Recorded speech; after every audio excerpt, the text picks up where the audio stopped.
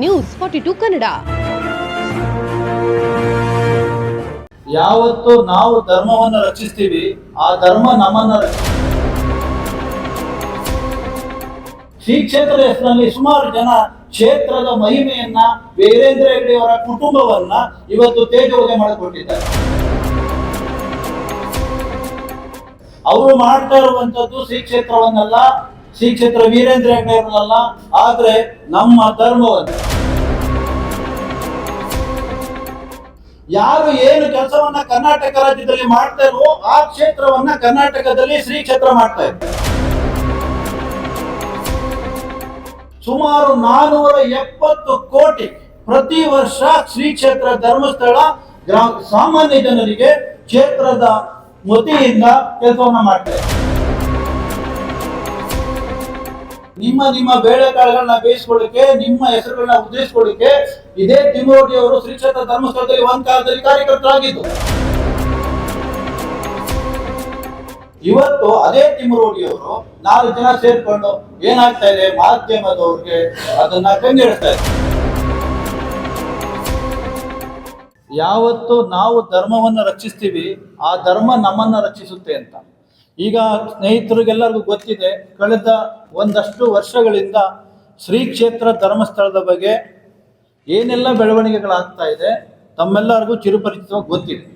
ಈ ದಿನ ನಾವು ಇಲ್ಲಿ ಏನು ತಮ್ಮನ್ನೆಲ್ಲ ಕರೆಸಿ ಏನು ತಮಗೆ ತಿಳಿಸ್ಕೊಡ್ಬೇಕು ಅಥವಾ ನಮ್ಮ ಏನು ಅಭಿಮತಗಳಿದೆ ರಾಮನಗರ ಜಿಲ್ಲೆಯ ಪರವಾಗಿ, ಶ್ರೀ ಕ್ಷೇತ್ರದ ಭಕ್ತವೃಂದದ ಪರವಾಗಿ ನಾವು ನಿಮಗೆ ಕೆಲವು ವಿಷಯಗಳನ್ನ ಇವತ್ತು ತಿಳಿಸಕ್ಕೆ ಇಚ್ಛೆ ಪಡ್ತಾ ಇದ್ದೀವಿ. ದಕ್ಷಿಣ ಕಾಶಿ ಎಂಬ ಒಂದು ಮಹತ್ ಕ್ಷೇತ್ರವಾದಂಥ ಶ್ರೀ ಕ್ಷೇತ್ರ ಧರ್ಮಸ್ಥಳಕ್ಕೆ ಪ್ರತಿದಿನ 50 ರಿಂದ 1 ಲಕ್ಷ ಜನ ಭೇಟಿ ನೀಡ್ತಾರೆ. ಆ 1 ಲಕ್ಷ ಜನ ಯಾವ ಒಂದು ಭಕ್ತಿಪೂರ್ವಕವಾಗಿ ಆ ಸ್ವಾಮಿಯಲ್ಲಿ ಮತ್ತೆ ಆ ಸ್ವಾಮಿಯ ಕ್ಷೇತ್ರದ ಮಹಿಮೆಯನ್ನ ಸಾರ್ತಾ ಇದ್ರು, ಆ ಕ್ಷೇತ್ರವನ್ನ ಇವತ್ತು ಕೆಲವು ವ್ಯಕ್ತಿಗಳು, ಉದಾಹರಣೆಗೆ ಗಿರೀಶ್ ಮಠಣ್ಣನವರು, ಮಹೇಶ್ ಶೆಟ್ಟಿ ತಿಮ್ಮರೋಡಿ ಅವರು, ಸಮೀರ್ ಅವರು, ಸಂತೋಷ್ ಶೆಟ್ಟಿ ಅವರು, ಜಯಂತ್ ಶೆಟ್ಟಿ ಅವರು, ಅಜಯ್ ಅಂಚನ್, ಸುಮಾರು ಜನ, ಇತ್ತೀಚೆಗೆ ಒಂದಷ್ಟು ಜನ ಯೂಟ್ಯೂಬರ್ಸ್.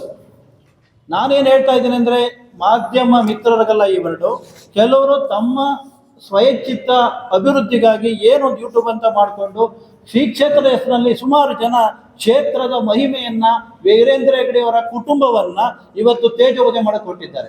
ಅವರು ಮಾಡ್ತಾ ಇರುವಂಥದ್ದು ಶ್ರೀ ಕ್ಷೇತ್ರವನ್ನಲ್ಲ, ಶ್ರೀ ಕ್ಷೇತ್ರ ವೀರೇಂದ್ರ ಹೆಗ್ಗಡೆ ಅವರಲ್ಲ, ಆದರೆ ನಮ್ಮ ಧರ್ಮವನ್ನು. ಇವತ್ತು ಯಾವ ರಾಜ್ಯದಲ್ಲಿ ಇಡೀ ಭಾರತ ದೇಶದಲ್ಲಿ, ಕರ್ನಾಟಕ ರಾಜ್ಯದಲ್ಲಿ ಯಾವ ಒಂದು ಕ್ಷೇತ್ರ ಪದೇ ಪದೇ ಪದೇ ಪದೇ ತೇಜೋವಧೆಗೆ ಒಳಗಾಗ್ತಾ ಇದೆ ಅಂದ್ರೆ ಅದು ಧಾರ್ಮಿಕ ಕ್ಷೇತ್ರ. ನಾವು ಫಸ್ಟ್ ತಿರುಪತಿನ ಜನ ಟಾರ್ಗೆಟ್ ಮಾಡ್ತಾರೆ, ಶಬರಿಮಲೆ ದೇವಸ್ಥಾನವನ್ನ ಟಾರ್ಗೆಟ್ ಮಾಡ್ತಾರೆ, ಹಾಗೆ ಈ ದಿನ ನಮ್ಮ ಓಶೋ ಮಠವನ್ನ ಟಾರ್ಗೆಟ್ ಮಾಡ್ತಾರೆ.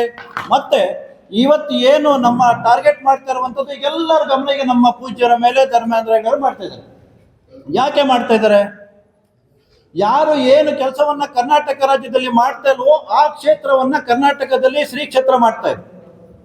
ತಮ್ಗೆಲ್ಲರಿಗೂ ಗೊತ್ತಿದೆ, ಸುಮಾರು 470 ಕೋಟಿ ಪ್ರತಿ ವರ್ಷ ಶ್ರೀ ಕ್ಷೇತ್ರ ಧರ್ಮಸ್ಥಳ ಸಾಮಾನ್ಯ ಜನರಿಗೆ ಕ್ಷೇತ್ರದ ವತಿಯಿಂದ ಕೆಲಸವನ್ನ ಮಾಡ್ತಾ ಇದೆ. ನಿಮಗೆ ಗೊತ್ತಿರಲಿ ಸ್ನೇಹಿತರೆ, ಇವತ್ತು ಈ ಕ್ಷೇತ್ರವನ್ನ ಮಾಡ್ತಾ ಇರುವಂತಹದ್ದು ನೋಡಿ, ಸಣ್ಣದಾಗಿ 4 ವರ್ಡಲ್ಲಿ ಏನೆಲ್ಲ ಕ್ಷೇತ್ರ ಮಾಡ್ತಾ ಇದೆ ಅಂತ ನಿಮ್ಗೆ ಬ್ರೀಫ್ ಆಗಿ ಹೇಳ್ತೀನಿ. ಸುಜ್ಞಾನ ವಿಧಿ ಶಿಕ್ಷಣ ವೇತನ ಅಂತ ಪ್ರತಿ ವರ್ಷ 60,000 ಮಕ್ಕಳಿಗೆ ಶ್ರೀ ಕ್ಷೇತ್ರ ವಿದ್ಯಾರ್ಥಿ ವೇತನ ಕೊಡ್ತಾ ಇದೆ.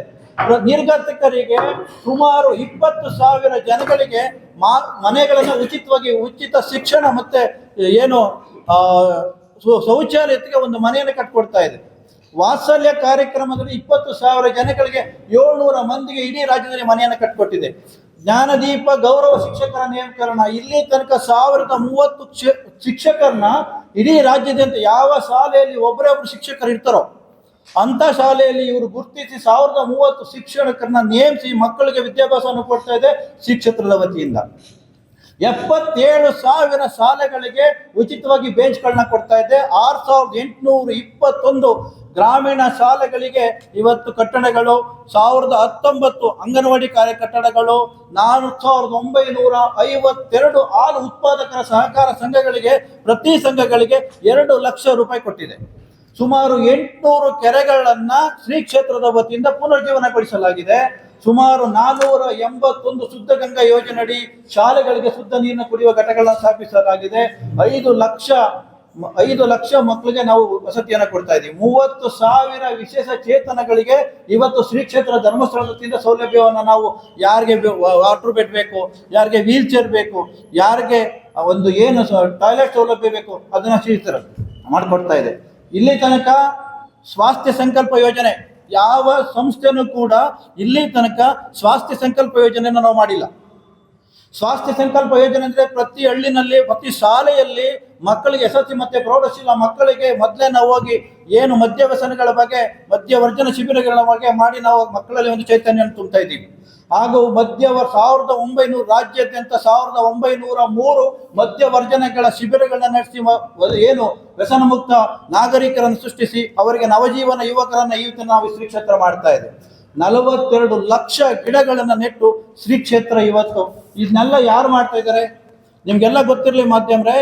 ಏನು ನಮ್ಮ ಕರ್ನಾಟಕ ರಾಜ್ಯದಲ್ಲಿ 1 ಲಕ್ಷ ಚಿಲ್ಲರೆ 1 ಕೋಟಿ ಜನ ಹೆಣ್ಮಕ್ಳಿದ್ದಾರೆ. 1 ಕೋಟಿ ಹೆಣ್ಮಕ್ಳಲ್ಲಿ ಶ್ರೀ ಕ್ಷೇತ್ರ ಗ್ರಾಮಾಭಿವೃದ್ಧಿ ಯೋಜನೆ ನಡೆಯಲು 56 ಲಕ್ಷ ಜನ ಹೆಣ್ಮಕ್ಳು ಈ ಕಾರ್ಯಕ್ರಮದಲ್ಲಿ ಭಾಗವಹಿಸಿದರೆ ಪ್ರಯೋಜನ ಪಡ್ಕೊಳ್ತಾ ಇದ್ದಾರೆ. ನೋಡಿ, ಯಾವುದೇ ಒಂದು ಏನು ಧರ್ಮ ಈ ಕ್ಷೇತ್ರ ಈ ಏನು ಧರ್ಮಸ್ಥಳ ಗ್ರಾಮಾಭಿವೃದ್ಧಿ ಯೋಜನೆ ನಡೆಯಲಿ ಯಾವುದೇ ಧರ್ಮಗಳಿಗೆ ಯಾವುದಕ್ಕೂ ಆಸ್ಪದನೆ ಕೊಟ್ಟಿಲ್ಲ ನಾವು. ಈ ಧರ್ಮದಲ್ಲಿ ಎಲ್ಲ ಧರ್ಮೀಯರು ಪ್ರಯೋಜನ ಪಡ್ಕೊಳ್ತಾ ಇದ್ದಾರೆ. ಆದರೂ ಕೂಡ ಇವತ್ತು ಶ್ರೀ ಕ್ಷೇತ್ರದ ಬಗ್ಗೆ ನಾವು ಅಪಾರವಾದ ಕಳಕಳಿಯನ್ನು ವರ್ಷಕ್ಕೆ ಜನ ನಡೆಯಿದ್ದಾರೆ. ಎಲ್ಲಿ ತನಕ ಸಾರ್ವಜನಿಕರು ಇದನ್ನು ಪ್ರತಿರೋಧಿಸುವುದಿಲ್ವೋ, ಎಲ್ಲಿ ತನಕ ನಮ್ಮಂಥವರು ಮುಂದೆ ಬರುವುದಿಲ್ವೋ, ಎಲ್ಲಿ ತನಕ ನಿಮ್ಮಂಥ ಮಾಧ್ಯಮ ಮಿತ್ರರು ಸಪೋರ್ಟ್ ಮಾಡೋದಿಲ್ವೋ, ಅವಾಗ ಇಂಥ ಒಂದು ಅಭೂತಪೂರ್ವ ಅಂತ ಕೆಲಸವನ್ನ ಮಾಡ್ತಾ ಇರುವಂಥ ಸಂಸ್ಥೆ ಮುಚ್ಚಾಕಕ್ಕೆ ಹುನ್ನಾರಗಳು ನಡೀತಾ ಇದೆ. ನೀವೆಲ್ಲ ನೋಡ್ತಾ ಇರ್ಬೋದು ಮಾಧ್ಯಮದಲ್ಲಿ, ಫೇಸ್ಬುಕ್ ಅಲ್ಲಿ, ವಾಟ್ಸಪ್ ಅಲ್ಲಿ, ಇನ್ಸ್ಟಾಗ್ರಾಮ್ ಅಲ್ಲಿ ನಾವು ನೋಡ್ತಾ ಇದ್ದೀವಿ. ಪ್ರತಿದಿನ ಒಂದು ಮಾಹಿತಿ ಬರ್ತಾ ಇದೆ. ಏನ್ ಬರ್ತಾ ಇದೆ? ಸಮೀರ್ ಈ ಮೊನ್ನೆ ಏನೋ ಒಂದು ಅವನಿಗೆ 22 ವರ್ಷ ಸೌಜನ್ಯ ಪ್ರಕರಣ ಆಗಿದ್ದು 12 ವರ್ಷದ ಹಿಂದೆ. ಅವನ 10 ವರ್ಷದ ಮಗು. ಅವನಿಗೆ ಹೇಗೆ ಗೊತ್ತು? ಎರಡನೇದು, ನಿಮ್ಗೆಲ್ಲರಿಗೂ ಇನ್ನೊಂದು ಬ್ರೀಫ್ ಆಗಿ ಒಂದು ಮಾತು ಹೇಳಿ ಕೇಳ್ತೀನಿ. ಕರ್ನಾಟಕ ಸಂವಿಧಾನ, ಭಾರತದ ಸಂವಿಧಾನ ಸುಭದ್ರವಾಗಿದೆ.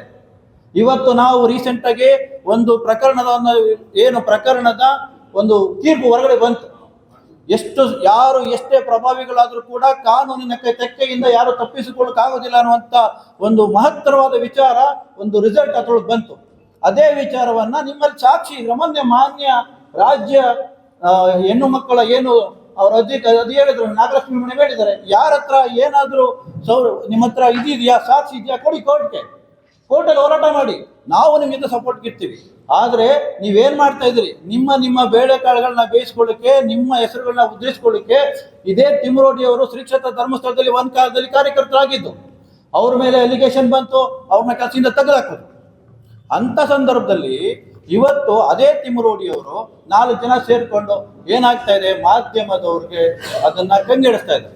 ದಯವಿಟ್ಟು ಈ ಎಲ್ಲ ವಿಚಾರಗಳು ತಮಗೆ ತಿಳಿಸ್ಬೇಕು ಅಂತ ಇವತ್ತು ನಾವು ಮೀಟಿಂಗ್ ಕರೆದಿದ್ದೀವಿ. ಮುಂದಿನ ವಿಚಾರಗಳನ್ನ ಮುಂದುವರೆದು ಮಾತಾಡ್ತೇನೆ. ನಮಸ್ಕಾರ. ನ್ಯೂಸ್ 42 ಕನ್ನಡ.